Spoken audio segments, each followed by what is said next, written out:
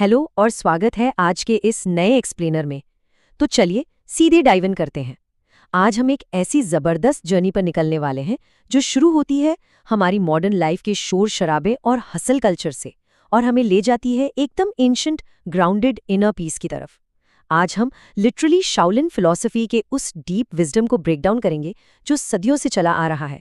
हम समझेंगे कि कैसे आज की इस भागम भाग वाली जिंदगी में भी हम एक वॉरियर मंक जैसी क्लैरिटी और फोकस अचीव कर सकते हैं। Exciting right? लेकिन पहले एक सवाल, हम हमेशा इतने स्ट्रेस्ड क्यों रहते हैं? अगर हम मॉडर्न लाइफ को ऑब्जर्व करें ना, तो ये काफी कियोटिक लगती है। लोग बस लगातार नए गोल्स के पीछे भाग रहे हैं, सिचुएशंस को फोर्स करने की कोशिश कर रहे हैं और लाइफ को बेवजह कॉम्प्लिकेट कर देते हैं। हम ना हर एक छोटी चीज को कंट्रोल करना चाहते हैं और जब चीजें हमारे हिसाब से नहीं चलती तो सीधा बर्नआउट और स्ट्रेस होता है।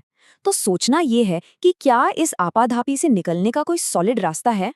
यही आता है हमारा पहला कॉन्सेप्ट, शाओलिन का रहस्य। सदियों पुराना शाओलिन टेम्पल हमें एक बहुत बड़ा लाइफ लेसन सिखाता है। वो ये कि दुनिया के सबसे खतरनाक और पावरफुल वॉरियर्स अपनी ताकत गुस्से से नहीं बल्कि एब्सोल्यूट शांति से हासिल करते हैं। देखिए, शाओलिन टेम्पल के अंदर दो बिल्कुल अलग रास्ते एग्जिस्ट करते हैं। एक तरफ होते हैं वुसेंग यानी वॉरियर मंक्स। इनका पूरा फोकस होता है intense physical martial arts training पर, अपने हर एक मूवमेंट में स्ट्रिक्ट डिसिप्लिन लाने पर। और दूसरी तरफ होते हैं वेनसेंग यानी स्कॉलर मंक्स, जिनका मेन काम है स्पिरिचुअल कल्टिवेशन, संन्यास और डीप मेडिटेशन।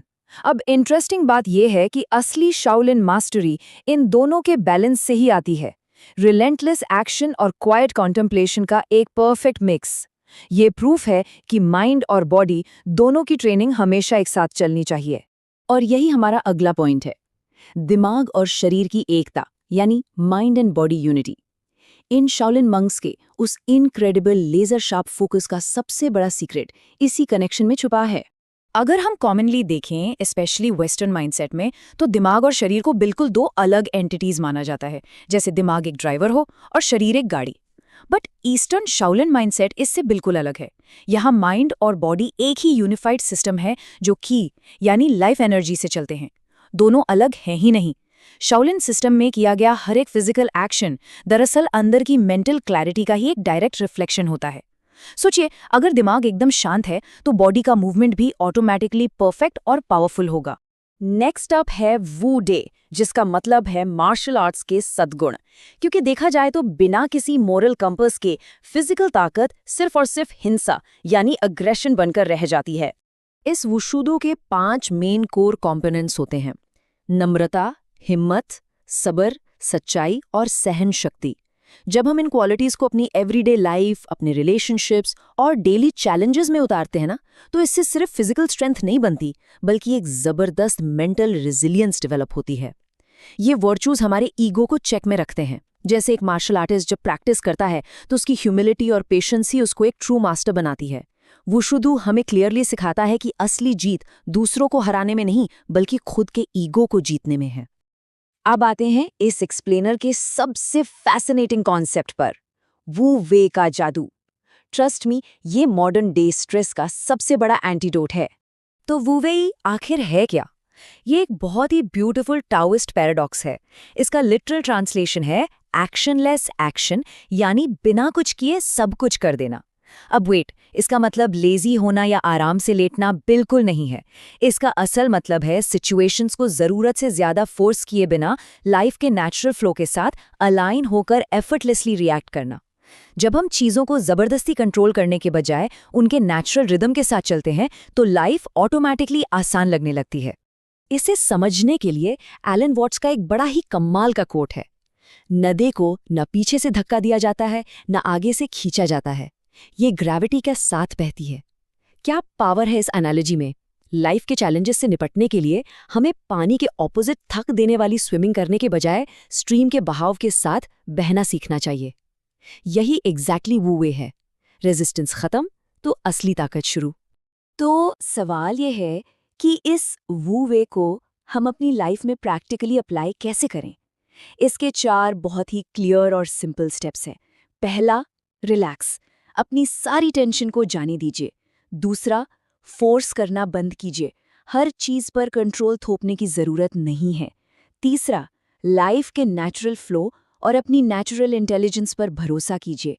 और चौथा, जो शायद सबसे इम्पॉर्टेंट है, ये जान लेना कि कब एक्शन नहीं लेना है। सब्र रखें, कभी-कभी सबसे स्मार्ट मूव एक छोटा सा पॉज लेना होता है। Moving on to a final key concept, असली सेल्फ मास्टरी हासिल करना।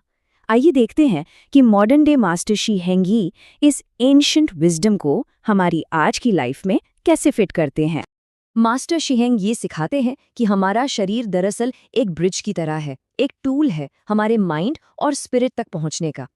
हम इस बॉडी को कितना भी फिट क्यों ना रख लें, एक ना एक दिन इसने वापस मिट्टी में ही मिल जाना है।